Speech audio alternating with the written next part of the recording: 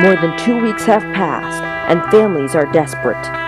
Malaysian officials have no answers, and no one knows where this plane could be. Today, we will discuss all the possible theories and questions that you may have. This story and more as Herndon Live gets underway.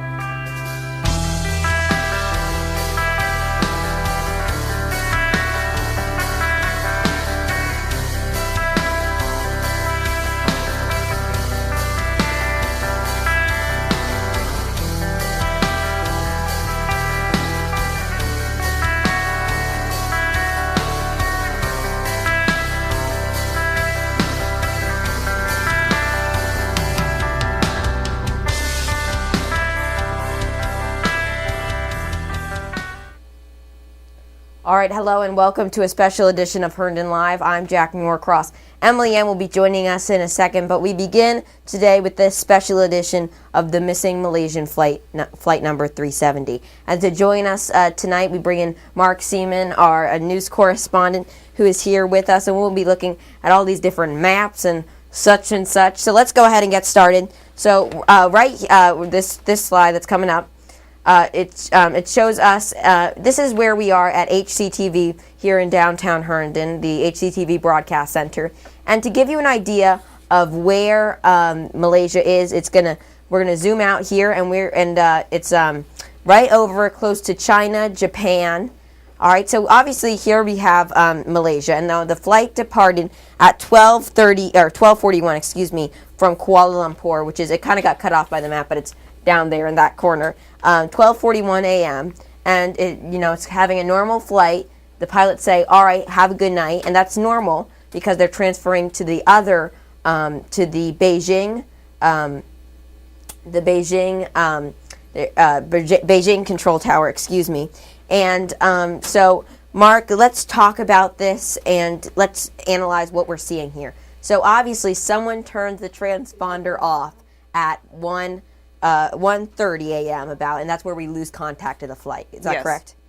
Yes, that is. It was going over the strait, and the transponder was intentionally turned off. All right, so obviously there was multiple theories, but another thing that I found that was interesting is they find these objects. The Chinese government find these objects at first that are way over here in the East China Sea. Yes. Now, what were you thinking when you saw these objects? Because they were pretty large. Yes, they do look like they were parts of a plane, and that gives the Chinese government enough reason to believe that the plane had fallen, that had crashed, and that was the debris. But the Chinese government later regretted even putting those images out there. Isn't that correct? Yes, they did. It turns out that these were false images. False images. Now, do we know what these images were a picture of? Because it's kind of weird that there would be objects just floating around in the ocean. Well, not too much, because the plane had already disappeared, and it was most likely that it had gone down, but it was just a matter of time before debris was starting to show up, like the Air France flight. That's right, and we'll be relating a lot of this to Air France Flight 447. But let's move on. So after some developments, they start to get these ping sounds. So if we move to our next slide, we see that the plane makes a sharp left turn. Yes. And this is toward this kind of goes.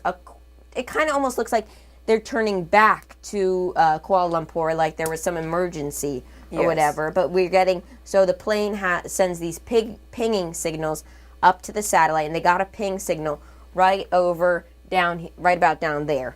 Isn't that correct? Yes, it was going in this direction, and then it suddenly made a sharp turn, which is strange because the pilot had reported that there were no emergencies, and if there had been an emergency, they would have reported it to a nearby radar station. That's right. And if we go to the next one, then they move on, and they decide that, okay, well, there's two possible options. They could have taken a northern route that we see here that could have crossed, maybe India, Kazakhstan, and Russia even, because the plane had 7 hours of fuel. And as we see here, it could have also taken a southern path toward Antarctica and Australia sort of path. What do you make of these paths? Well, the path, both these paths are very logical, but since the area is so broad around it, it is hard to pinpoint exactly where it fell because it could have landed anywhere it extends over a few thousand miles. Now, how come there's two options? Because we are now covering an area that is the size of the United States almost, and Yes. there's nothing around these islands. There's water. Yes. I mean, or there's no islands, excuse me. There's water. It's water, water, water. And why can't they, with all the technology today, how come they couldn't have said, oh, it went north or oh, it went south? Because the transponders were turned off, which prevented any radar or satellite tracking it. All right, that's right. Now, so the next slide we show that there is new information coming out that Australia gets involved with this, and it is showing that more debris. This is very similar to the Chinese scenario that we saw over at the East China Sea. But this one, I think the objects look less convincing. We have a picture of that on the next slide, and I think these objects look like reflections of the water. Why are the officials, Malaysian and now the 13 other countries that are involved, why are they so convinced that this could be a part of the plane? Well, because as you see that the plane had two options, it could either go north or south, and if it had gone close enough to where it could have flown, it could have crashed into the water, and then the debris could have floated down, because the currents there are very violent, and there are wind vortexes which are very, very dangerous. So it could have crashed somewhere else, and then the debris could have been carried by the current. Okay, so this is very logical. And the flight, we know, had 7 hours of fuel on board. Yes, that's correct. So this is about the area that it could have gone at the furthest point. Now this is in the last slide we saw that it was 1,500 miles off the coast of Perth, Australia. 1,500 miles is a lot. Now, I heard they were sending search crews. Yes, they sent 2 planes earlier this morning, well, last night, our time, morning their time, but they could only search for a certain amount of time because the planes only had a certain amount of fuel. It takes them 8 hours to get there, 2 hours to search, and then another 8 hours to get back there. Yeah, so it takes a long time. The planes are a little bit slower. I also heard that there was some clouds and rain today. Yes, which did not make them take off almost immediately. It took a few hours. And also about this is that it's just very strange about how it was so far off, and it doesn't seem like they had any planned destination if anyone hijacked it. Exactly. If it had been such as a terrorist attack, they would have flown it either into a land area, such as the 9/11 terrorist attacks. They had a deliberate target. But however, it was completely surrounded by the Indian Ocean, and where the plane had crashed, it had either crashed and then it had ran out of fuel before it could reach its destination, and then it was carried by the current, or it was deliberate going into the ocean. And now if we look at the next slide here, we see this is huge. As I said, it could be the size of the United States, the search area, or even bigger. It's huge. Yes, well, they already said that the destination between Perth and the debris was the size of 2 states combined, such as Colorado and Arizona. Right, okay. So that's good to know. But now there are also all these theories. And if we head over to the next slide, some of them are a malicious pilot attack, terrorist hijacking, accidental shoot down, fire inside the airplane, sudden decompression, meaning the oxygen, landed secretly and someone is holding these passengers hostage, and aliens abducted the plane. I've heard quite a lot. What do you make of these theories? Well, okay, first of all, I think the alien is just like someone was high or something. That's what I think. But I do believe that there could have been all these theories are based off of previous airliner accidents, such as the flight that was, I can't remember where it was going, but the plane had exploded because there was a fire in the cargo and they could not land in time. And the accidental shoot down was when a plane was going over the USSR and they had mistaken it for a military plane and it was shot out of the sky. Now, sudden decompression is possible. Like, people had assumed that when it had made a sharp turn, the cabin had suddenly decompressed, and that the plane would have gone on what they call a zombie mode, where there is no one flying, but it is still on autopilot, so it is still moving. Okay, so that makes sense. Now, another key part of the plane, and if we move to the next slide, is what researchers are really, or what the main goal is here, because they want to find this black box. Yes. They want to know exactly what happened, and they're hoping that the black box tells them what happens. And some interesting things about the black box, and this didn't get put up there, but it's even it's so important that they find this within 30 days Yes. because of the pinging sounds, these pinging noise sounds Yes, that they send that's that correct. they send off battery powered and Yeah. then die after 30 days. Yes, that's why when they had found the debris, they had wanted to double check and make sure that if it was the plane, they would find the black box. Because once that pinging sound dies, it's a shot in the dark. You don't know where it is. That's right. Now, some interesting facts about the black box is that it records what is happening before the plane crashed. Now it's located near the back of the plane, and it records 2 hours of cockpit audio and records 25 hours about the flight path and plan. And so what do you think? Now, one thing that I found interesting is that there's no GPS locator on this black box. Do you think that's something that the people who make these black boxes, I believe it's Honeywell, do you think they'll be adding GPS abilities onto the black box to make it easier to find missing planes in the future? Well, they haven't said anything yet, but after all the accidents, such as the Air France Flight 447 and Flight 370, where the GPS locating system would have been very valuable in finding the plane, they might consider putting it into the system, or they are already planning to putting it into the system. I mean, we are what? I think it's 15 days with Yes. this, and it's very surprising that we haven't seen Yes. anything yet. 2 weeks to the day the plane went missing today. I know 2 weeks. last time we were on air, Yes, this was all, Malaysian officials were checking. The news hasn't necessarily broke, but it's just a very, very strange story, and we thank you, Mark, for joining us. Thank you. Next up, Mark and Allie went over to AMC Theaters right over at Worldgate, and they got some recent renovations, and they have some pretty comfy chairs, so let's see how their adventure went.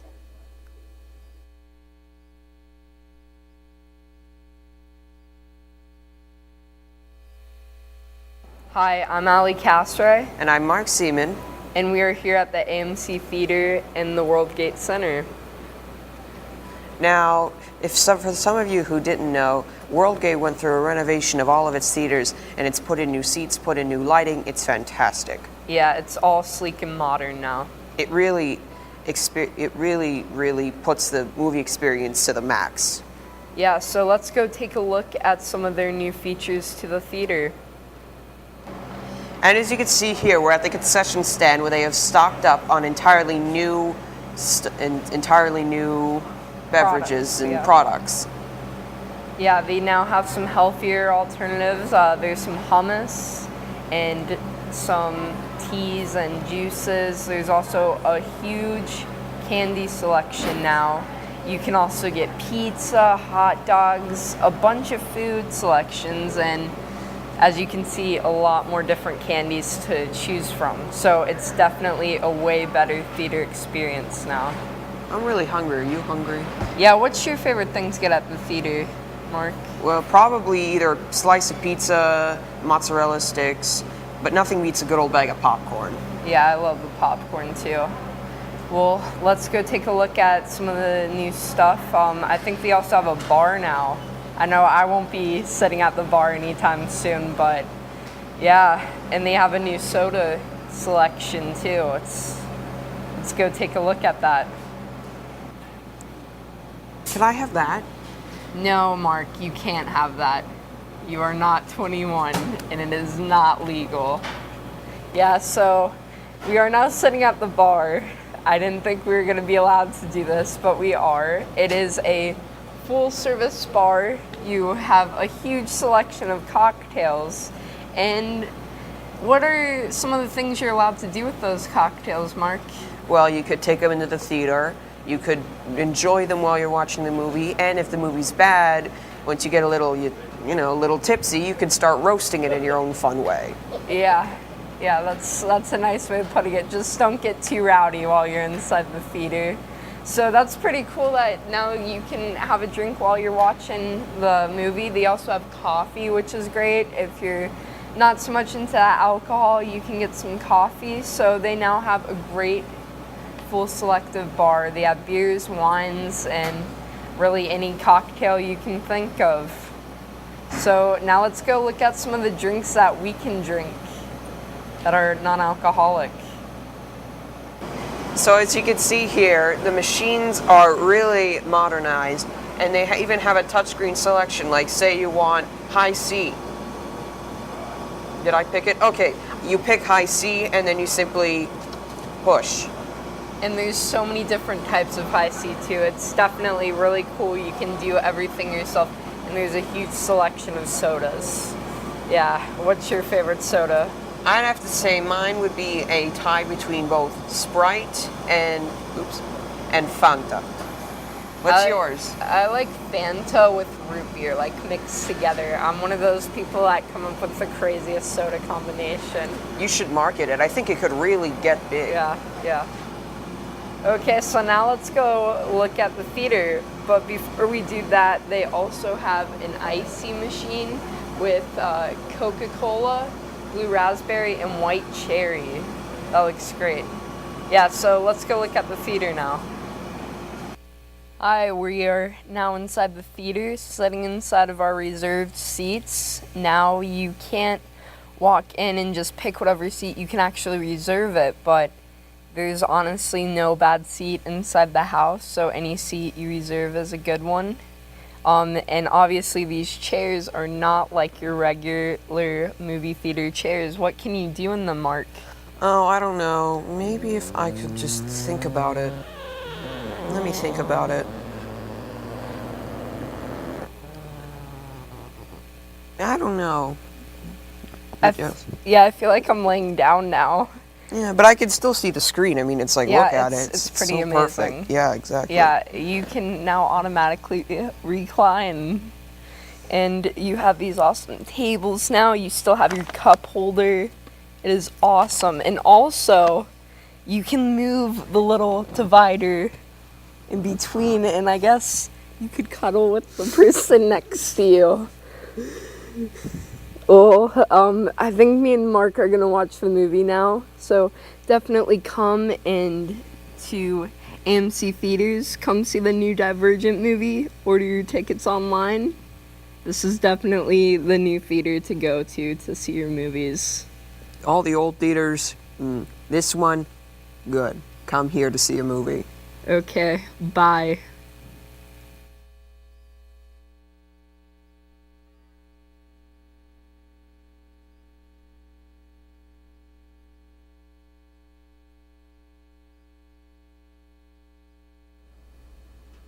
Hi, I'm Elise Lesage, and I'm going to be keeping you up to date with Herndon's weather. So we've had snow this past Monday, and the weather seemed to kind of bounce back and forth, but if we go to the next slide, it's been looking nicer. It's 56 today. It's partly cloudy, but it's been pretty nice compared to last Monday. So we could go to the next slide. Right, and tonight it'll be kind of cold, but better than we've had before, so I'd say still keep your heaters on, but it's looking like it's making an improvement. And on the weather map, it's pretty clear, low precipitation. We're gonna have a pretty sunny weekend. It's been pretty sunny today, so that looks all good too. Sorry, this weekend is also looking good, especially Saturday. Sunday is going to get a little colder, so you'll definitely want to keep a jacket on. It's also supposed to rain a little on Saturday, so be sure to keep your umbrellas. And in the extended forecast, we see that we have a little bit of rain next Friday. Other than that, it's going to be mostly sunny, a little bit of clouds, but we're still looking pretty good. Temperatures are supposed to reach the mid-60s this week for the most part, so it's looking like springing finally. Oh, and we have low precipitation again in Virginia, so no need for an umbrella tonight. Okay, next slide. Yeah, and that's it for the weather. Now we're gonna have a look over with me, Casey, and Emily reviewing The Fault in Our Stars.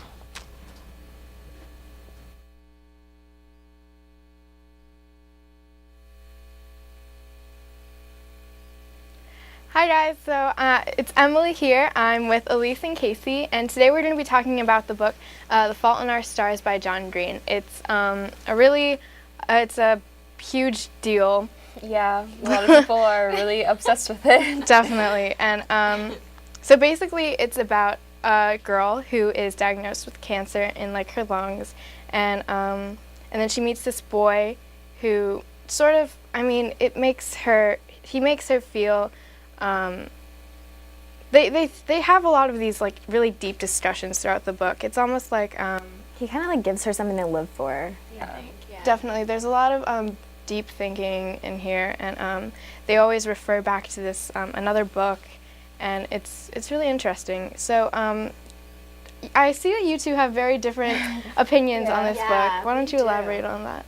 Okay, well, I enjoyed the book a lot. I thought it appealed to a really wide teenage audience, and I felt like it was very easy to read, and that's what made it enjoyable for me. Well, I like to read, but I think for people who don't so much enjoy reading longer books, it was easy to get through in that regard. So, but I mean, I liked the content as well.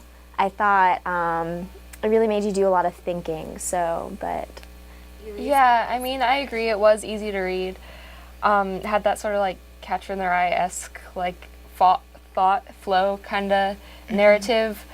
But a lot of people really like this book, and I was just underwhelmed. I don't hate it, but it's just not a book that changed my perspective on anything. I didn't learn anything from the book, and I feel like people who did enjoy the book, not all of them necessarily learned anything from the book too, because when I ask people what they thought of it, a lot of people just say like, oh, I cried so much at the ending, but they don't really have anything else to say besides that. yeah. So, I mean, it was obviously his intention to make it, John Green, the author's intention, to make it like a tearjerker, but I don't know what he was going for besides that, really. Yeah. I think I agree definitely that it wasn't anything so special that it deserved all this like hype, you know, throughout like our age. But I agree with your tearjerker statement. He definitely pulled some strings almost just to like get that reaction from an audience almost. But I think it's a good read for like a romance.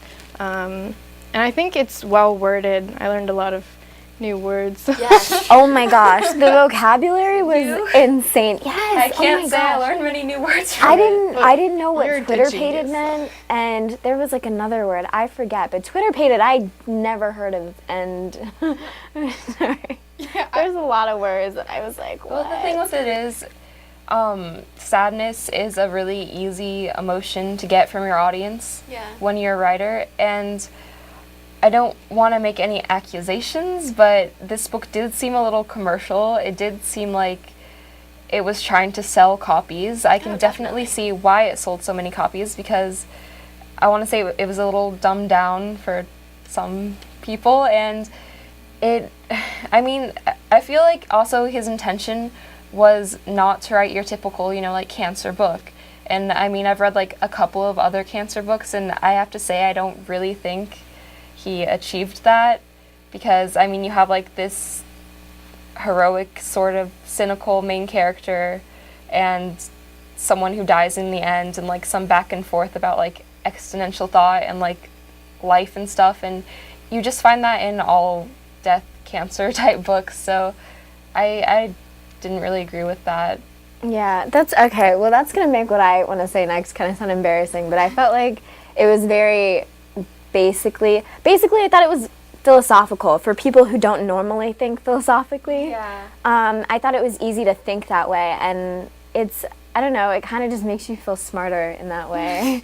I don't know, I felt really smart while I was reading it, because I was like, oh, I'm learning so much, and it's like making me think differently. Yeah, just like there wasn't a lot of dialogue. That's what I felt. It was a lot of internal like thoughts and stuff like throughout all these events. Yeah. And I agree with what you said about philosophy and the thinking.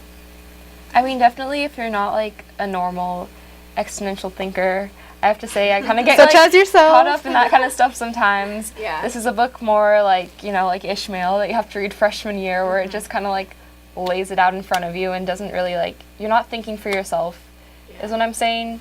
And that's just like the main thing I don't like about this book, and a lot of John Green's books.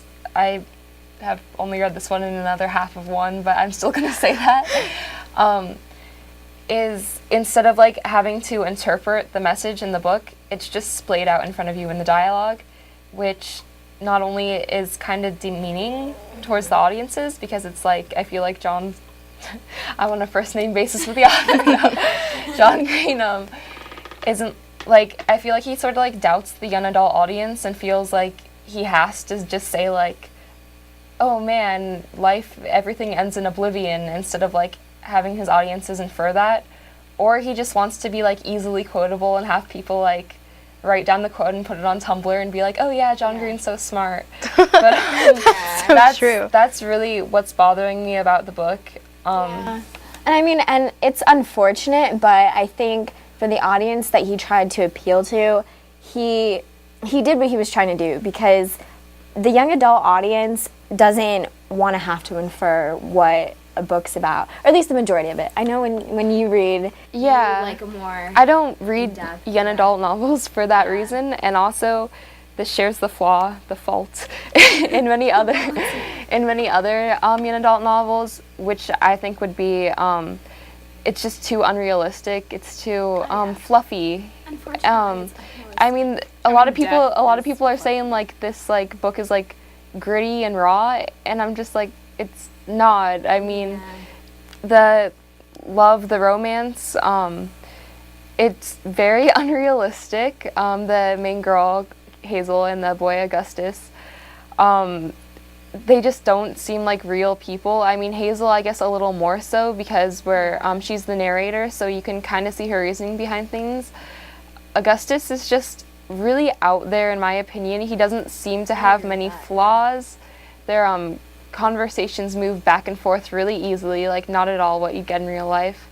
And they also get kind of, like mushy easily, like in real life. You'd be with your boyfriend and I don't know, you'd maybe be kind of making fun of each other, but he's just like, oh, Hazel, you're the most beautiful thing my eyes have gazed upon. I love staring at beautiful people. Like, that doesn't happen. Your boyfriend would just be like, yeah, you're hot in real life, but... I think that's like definitely the weirdest part. Like Augustus or Gus, he's just too like dreamy almost. Yeah, he's too perfect. Yeah. I mean, spoiler alert. No. Okay. But yeah, and actually something that you mentioned earlier when you said his metaphor with the cigarette. Can we... Emily, We can go into that. really quick? Okay, yeah. All right, so Gus, he carries this pack of cigarettes, and he's had it for about a year, I believe, and Yeah, year? the same pack, I guess. yeah, the same pack for 1 year, and every now and then throughout the book he'll just take one out and pop it in his mouth, and he won't light it. He doesn't smoke any of them. None of them. No. So Yeah. it's not. He says his reasoning behind this is it's a metaphor, because the cigarettes Can could kill you. kill people, Yeah, but you put he's the not killing lighting thing them. between your teeth, Yeah. but you don't give it the power to kill you. And I mean, that what a is- powerful metaphor, but like, It's so soggy unrealistic. cigarettes Just is like... imagine someone in real life, like with a cigarette in your mouth, and you're like, are you gonna light that? And they're like, it's a metaphor. Like, no. And wouldn't the cigarettes be like covered in spit by this time? Wouldn't they be a little soggy? And you don't want to engage that person, you kind of just want to walk away. No. If I were Hazel, the moment he did that, I'd be like, okay, it's nice meeting you. Never want to see you again. Yeah, but instead in the book, she was like, oh, he's perfect. Like, that was the Yeah. part where she was like, wow, I really like this guy. That doesn't happen. Didn't he like invite her to his house like right away? Yeah. And she was just like, yeah. That part was very unrealistic. I think, okay, so that whole cigarette thing happened, and then she was like, why were you staring at me back in that meeting? He's like, oh, I just let myself stare at beautiful people because life is like ephemeral, and I just know. Something that I like tended to forget throughout the book is the fact that he's like an amputee. That he doesn't have a leg. Does like I didn't really mind that. I don't know if that was like. I mean, I definitely forgot about it too, but then again, like, I'm not able to say if like, oh, that was like amputees like wouldn't just like not mention it or something, because like I don't know any amputees. I don't know what it's like to have an amputated leg, so I don't know if like you do get used to it or if it should have been something like more prominent in the book. I'm just not sure. The thing that I noticed about that when after the author mentioned that he was an amputee, it kind of ended to show up more and more in the book. But like when you first learn about him, it's not really like she doesn't talk about his physicality. Like Hazel in her thoughts, she doesn't talk about his physicality and the fact that he limps and things like that. But then after you find out that he's an amputee, then all this stuff is like coming up, how he like struggles to go upstairs and like he limps when he walks. But she does mention he's a bad driver, and then he talks about why. But yeah, but then again, I mean, maybe it's like because she wasn't like looking for that stuff before she knew he was an amputee. So that part didn't really bother me at all. I was okay with that. I did like it how it didn't like really go into description that much on like characters' physicalities, which I know some people like that. Just like personally, I don't like reading like 4 pages about like someone's hair. But and I think Hazel was a pretty good main character. She could seem a little selfish at times. I mean, her mom was like really nice to her and stuff, and she was just kind of like, yeah, whatever, Mom, I like this boy, go away. And I don't know, they could have like built that relationship more, and like I almost like understand like the rebellion though. Like if you're like a sick child or a sick person, I mean, you don't want to be like too like shielded or like hid away. She really just wanted to go out and live her life. And I mean, it's unfortunate that she had to be like, Mom, you need to step off because I got a boy over here. But like, I feel like in real life, if you were dying or you had cancer, any type of disease that made you like, I don't know, to the point of death, like you could die any moment, then you would probably be like, hey, I've never really had a boyfriend before, so yeah, I got a limited amount of time. Okay. I agree with that, but throughout the whole book, I have to say, she didn't really learn anything. I mean, in the beginning of the book, I guess she had a little like less of a will to live. She wasn't really living for anything, and then at the end, she was like, oh, there was someone like that I really liked in my life, so I guess life can be okay. But there wasn't like a greater lesson learned. She didn't really like accept death more at the end because, I mean, she accepted it from the beginning. So I just like, I don't know if I missed the point of the book or if there just wasn't one. Okay, well, so The Fault in Our Stars is going to be turned into a movie very soon. Well, not very soon, in a couple months. June 6th, to be exact. And, so the Hazel is going to be played by Shailene Woodley. And then our hero, Gus, is going to be played by Ansel Elgort.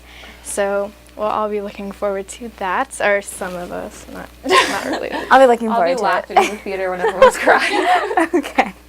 Okay, and I think that's all. I mean, yeah. I mean, read the book if you're into like a romance / I think you should read the book. She thinks you should read the book.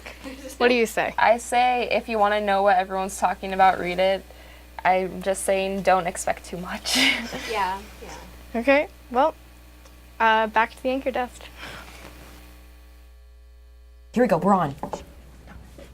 All right, and thank you, Emily, Casey, and Elise for doing that. And yes, I guess you're finally here. We're finally at the desk after 33 minutes. 30 minutes. Hope you're enjoying the show so far. So first, we're going to talk about something that the Council of the Arts is doing. Putting on, yeah. Yeah, so I don't know if you've seen, but there are 3 murals in downtown Herndon. They're these large paintings on the sides of buildings. There's one mural called The History of Herndon, which is located on the wall of the Nachman building opposite of Great Harvest Bread, right here in downtown Herndon. And there's also one on the back of Horn Motors called Virginia's Vistas, and one between O'Sullivan's and Ice House Cafe called Chesapeake Vistas. So Council of the Arts is going to be making another mural soon. So that's right, and Raleigh is over here, and he has a doggy. Okay, and he's holding a little poster, and this is what this is the draft mural by Keith Naquin, and I don't know if we can get a close up on it or anything. There we go. Okay, so anyway, it's very nice, and the Council of the Arts is sponsoring this outdoor mural, like we said, and it will be located on the wall of Dominion Animal Hospital, and that's okay. So if like this, let's say this is Great Harvest, okay. You see, all right? No, just look at my diagram here. This is Great Harvest. There's a parking lot in between. this is where the mural will be. So my very descriptive hand gestures will very much help you out when finding this mural. Okay, so back to the poster, if we may. Basically, people, you can, once they start making this, you can have your own pet painted on this mural. You can have the name written somewhere, or you can have your dog or animal, pet, whatever, painted somewhere, like behind the fence or in the lake, up in the tree, you know. So that's really neat. And there's also some, of course, there's some associated prices with it. But I mean, it's how cool is that? You take your doggy for a walk, and You're like, hey, they that's go, you. hey, that's you, You're and the on the doggy wall. goes, arr, arr, arr, arr. Okay, And they get excited, I'm sure. Okay. So yeah, that's what the mural would look like, and you can choose where to put it. But space is limited, so the Council of the Arts is they're planning on starting this project sometime in April. Yep, so you can call 703-689-9535 if you want to get this going. All right, well, Raleigh, you can put that thing down. And because, Raleigh, you have sports with us, and you're going to be talking about March Madness. I have been not doing too well. Actually, I think last time I checked, I was third in my league. So your third place, bracket? third place. And Like the accuracy? league I am. What do you mean accuracy? Yeah, Okay. basically third place. So tell us what we should know. Well, first of all, the reason why a lot of people are in bad mood about March Madness so far is that there has been a lot of bracket busting. There I have know. Surprises. been 4 huge upsets so far. Just today, 14th place Mercer beat Duke, which was just, no, that does not happen in the Midwest. It happened. Yeah, it was, everyone was flipping out. It was just completely unexpected. Yesterday, 11th place Dayton beat 6th place Ohio State by 1 point in the South League, and then Harvard beat 5th place Cincinnati in the East, and 12th place North Dakota State beat Oklahoma, which was 5th place in the West. Now, for teams that are most likely to get to the Final Four, the number 1 rank is Arizona. Expected, highly favored this year. They're doing very well, great streak. They're the number 1 seed in the West region with 14.5% likelihood of getting to the Final Four, which is very good. They played Weber State today, and they won, so good job for them. We also have Louisville. They're the 4th place seed in the Midwest region. They have a 13% likelihood of getting to the Final Four. It's been excitedly proclaimed that Louisville had a strong higher seed this year. And now that the brackets are out, we realize that they aren't such a dark horse after all, because they're doing really well. They beat Manhattan today, so good job for them. Villanova, 2nd place. Second seed in the East region. They beat Milwaukee today. They're quickly dropping in expectations, though. About 1% believe they'll actually get to the Final Four, compared to about 9% as of yesterday. So, not really sure what's going on there, though. I mean, they did have a very good game, so don't really know what's up with that. UCLA, big favorite. They're the 4th place seed in the South region. Really big favorite. A lot of people are going for them. A lot of noise has been made about them in Louisville as strong 4 seeds, but by contrast, UCLA is the team that just beat Arizona to win the Pac-12 conference tournament. So it's only getting picked to make the Final Four by about 3%, which is surprisingly low for such a favorite team. They play Tulsa at 10 p.m. tonight, I think on CBS. I suggest you go watch that. Pittsburgh, the number 9 seed in the South region. Again, it's a meh in the lower half seed range out of the 16, but out of the 18. But they're doing really well. They beat Colorado, I think today or yesterday, in the South region. Pittsburgh faces in. You don't really want to be in their shoes. They have an unenviable task of a matchup with Florida that's just kind of looming over them, because it's going to be a big game, and it's not going to be pleasant for Pittsburgh, but they're highly favored, so they're probably going to make it through. You can. There's a lot of bracket gambling going on. I believe I think the richest or second richest man in the world. Warren Buffett. Yeah, Warren Buffett. He's giving out $1 billion to the person or persons. It's probably just going to be one person, if any, who estimate the entire bracket right, but the entire all the way through the round of 64, round of 32, Sweet 16, Elite 8, Final Four. Now, and the I heard championship. that there were 9.4 quintillion That's right. different ways that you could do this bracket. Septillion. Septillion?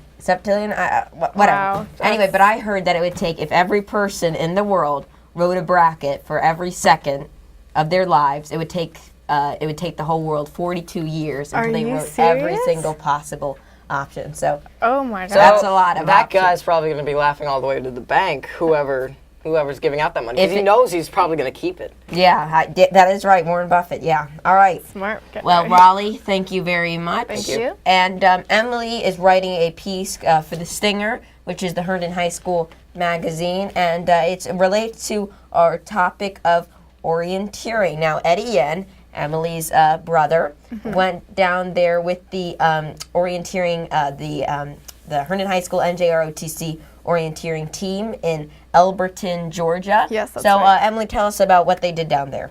Well, I believe we have a video to go along Yeah, with this. that's right. But the Herndon High School's NJROTC orienteering team finished the 2-day Navy National Championship competition in March in Georgia with 3rd place among 22 schools in the nation. 18 students traveled to Richard B. Russell State Park in Elberton, Georgia to attend the 5th annual NJROTC National Orienteering Championship Invitational on Saturday, March 8th and Sunday, March 9th, led by Coach Clay Wilkins. The finish shows steady progress for the varsity team as they placed 11th at Nationals in 2012 and 7th in 2013. Standout individuals this year were Marshall Wilkins, who placed 6th out of 76 varsity competitors, Virginia Murphy, who landed 3rd place out of 17 varsity competitors, Joe LaRosa, freshman, who got 18th place out of 88 orange course competitors, and Joe Jackson, freshman, who placed 14th out of 69 yellow course competitors. Now, orienteering is a fast-paced sport that combines off-path cross-country with land navigation using a map and compass, basically like a fast-paced survival show, you know? Competitors are given a map with the checkpoints they must find in order after the clock starts for their run. So the best competitors must have both quick minds and quick feet. If you are interested in joining this team, you can talk to Commander at our NJROTC at Herndon High School. But the season is over, and we do look forward to more training for next year. Hopefully next year there is going to be another national competition in February that will be held in Los Angeles, California. Well, I don't think you'll be. I don't think the NJROTC team will be driving to Los Angeles, California. Not this but, time. That's great, and congratulations to the NJROTC orienteering team for doing that. Yeah, they did really well. That is very, very, very good. All right, well, that looks like all the time we have for today, but let's talk about our poll here. Oh yes, the poll. All right, so earlier Mark and I discussed the mysterious missing flight MH370, and we want to know, there were multiple theories, but we want to know what theory you think caused the flight to disappear and still have no, and we still don't know where it is, so we want to hear from you, so we want you to use the hashtag HL370 to do that. Yes. So that's all that we have for today. I'm Emily Yen, and remember to follow us on Twitter, like us on Facebook, and subscribe to our YouTube channel where you can see all of our latest shows. And I'm Jack Norcross, and continue watching HCTV for Jazzercise coming up at 6 p.m. Don't forget to join us right back for another live episode. Have a good night.